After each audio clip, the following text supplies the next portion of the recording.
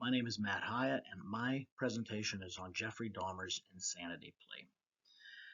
Jeffrey Dahmer, um, the crimes that he has committed, or that he did commit, were just incredibly gruesome in nature, and that is pretty much the basis on what his uh, defense attorneys tried to base his insanity plea on, was just focusing on the crimes themselves, about how gruesome they really were. And I'm also going to talk about um, what roadblocks the defense faced and what the defense was trying to portray with Jeffrey Dahmer as their client. The next slide here is basically going over Jeffrey Dahmer's crimes. He actually had 17 victims, but he was only facing murder charges on 15 of the 17 because in Ohio, one of the murders took place, but he was basically on trial in Wisconsin and he was just facing um, the murder cases of 15 of them because one of them they said they didn't have enough evidence on. But his crimes themselves that he committed among these men were um, aggravated assault and rape, um, actual murder, kidnapping, torture, abusive corpse, and actually necrophilia and cannibalism. I mean, it was no secret. I mean, Jeffrey Dahmer, the things that he had done to these young men were just nothing short of the most horrific serial killers of all time. Um, Other people may have killed more victims, but Jeffrey Dahmer, it was really what he did um, to those men that was just more horrific than any other person that has ever been before him, to be honest with you. Now, on the next slide, Jeffrey Dahmer, you know, was he able to stand trial or was he legally insane? He actually pled not guilty by reason of insanity.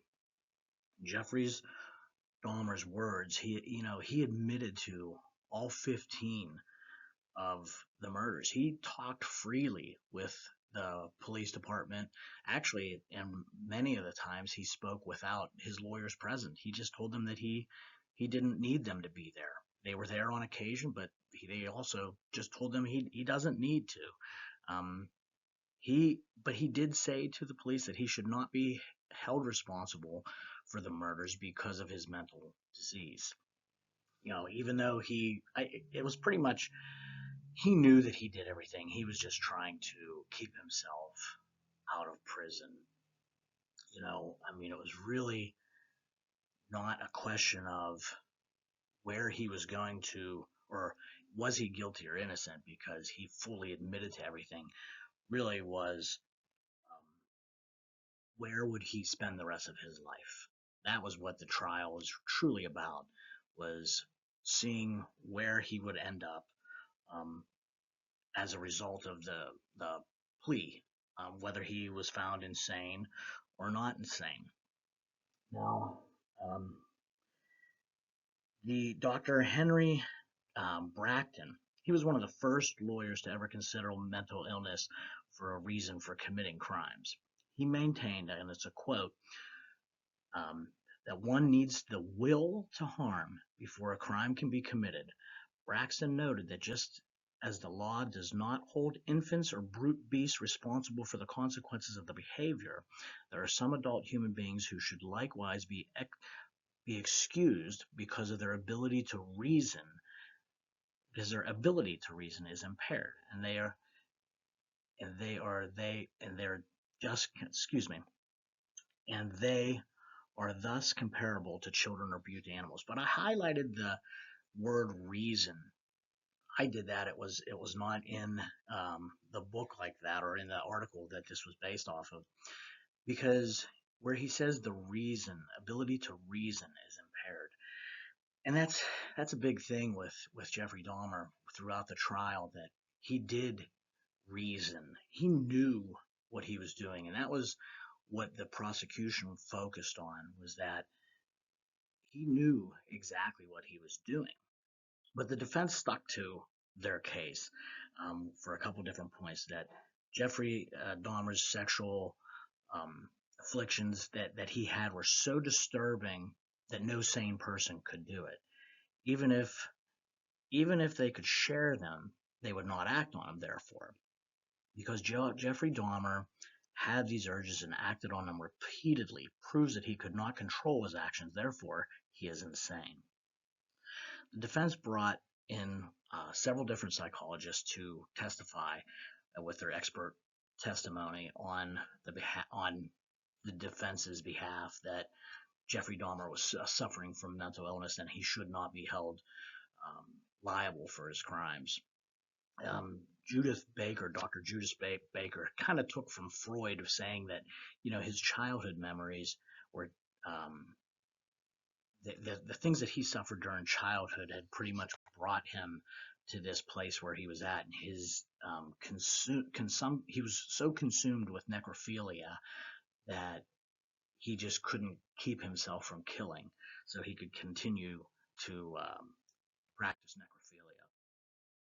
Now, the defense focused, like I said, pretty much on the crimes themselves and just how gruesome they were, because they just wanted the jury to hear how disturbed he was for doing all this. And by focusing on the crimes themselves and not having Dahmer testify, the prosecution was actually able to focus on the fact that Dahmer was able to conceal his crimes for so long. So a lot of people say that this was one of the big downfalls of the defense, that they did not have him testify.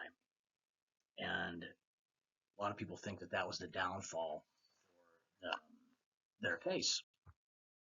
So the prosecution, what did they do? What did they hone in on?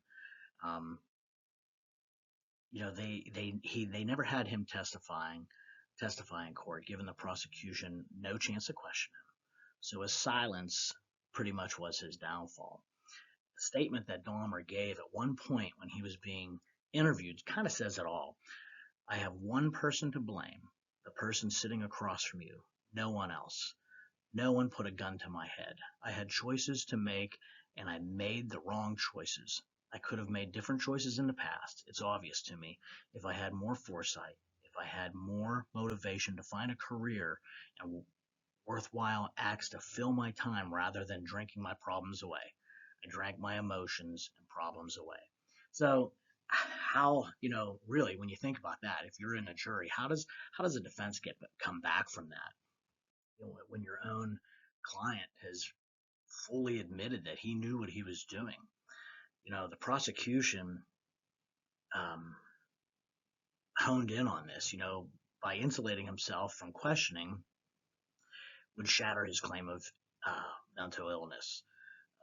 Dr. George Palermo, maintained that Jeffrey Dahmer was completely responsible for his actions under the law, that he knew exactly what he was doing. It was well known that he took uh, he tried to hide his crimes from the police multiple ways. When he would pick up these young men at a bar or a nightclub, he would take them. He would never have them dropped off directly in front of his house. He always would stop several blocks away so nobody would know exactly where he lived. And just the lengths that he went to cover up his crimes um, was astounding.